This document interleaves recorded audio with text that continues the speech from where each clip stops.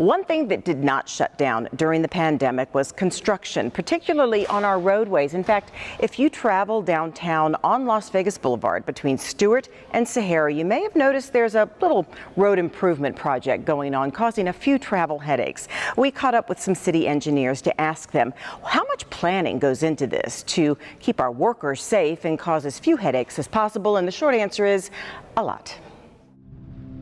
While it may look like an orange cone obstacle course that was haphazardly thrown together to test drivers' patience, it is actually a very well thought out and carefully planned work zone with the safety of construction workers, motorists, and pedestrians in mind. Welcome to the Road Improvement Project on Las Vegas Boulevard from Sahara to Stewart. We're in the thick of it right now, but our city traffic engineers start planning how to navigate zones like this as soon as a permit is submitted. So the general contractor needs to get a permit, and we at the city have a team dedicated just solely for reviewing and enforcing the conditions of the permit. In the last year alone, they reviewed almost 11,000 submittals. In order to plan the proper and safest routes along work zones, there are many things the traffic team takes into consideration. Things we're looking for and the contractor is putting forth are what is the roadway classification? Yet clearly something would be different for a neighborhood street versus a freeway. We also look at the volume of traffic on the road, if it is near transit stops or a school zone, and also, which is really key in the downtown area right now, is it adjacent to another construction project with another work zone and how they coordinate together. Like right now we're taking a look at some of the pedestrian path that Las Vegas Paving has put in. So for example, if the work is going on say the east side of the road, they want to make sure that there's a clear pedestrian path on the west side. Planning and implementing the cone zone is not the end of the work. Tony Esposito is an engineer with Public Works and part of the Traffic Operations Division. He took us out to Las Vegas Boulevard on one of the many trips they take each day to make sure everything from signage to barriers are where they should be. Every morning, one of us from our office will drive the whole construction site. We'll make sure all the cones and barrels and Type 3 barricades are in place for that exact reason. As you can see here, you know, if let's say we're driving in the morning, something's out of place, we'll make a phone call. Las Vegas Paving's crews will get out there, make the adjustments, and make sure that their workers are safe. It's not only the workers' safety the city and contractors are concerned with.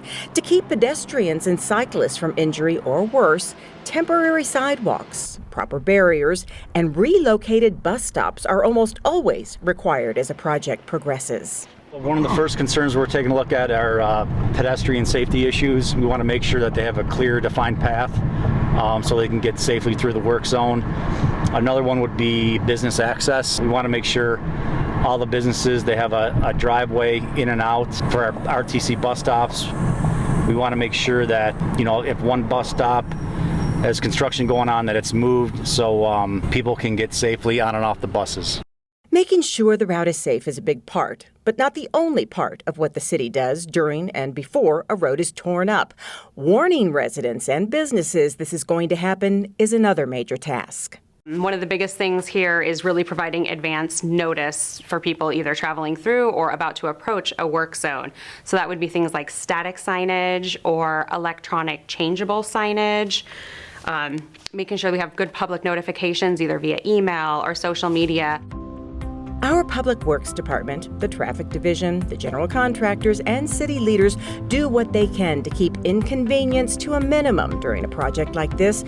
But above all, safety is what matters at the end of the day for residents and for the men and women who work out here, so close to moving vehicles, frustrated drivers, and often brutal heat. And on average, there is a crash every 5 minutes in a work zone in the United States, and there are 2 deaths per day via crashes in work zones. So really, if we can get motorists first and foremost to slow down, remember that fines double when you get a ticket in a work zone. You know, try to plan your trip accordingly. Either avoid the route entirely, and if you can't, maybe just leave a little bit earlier, plan your trip that way.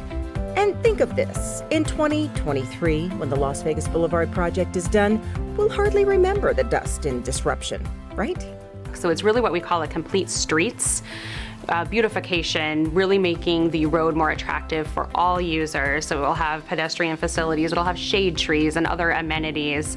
It'll be much more geared around safety of all users.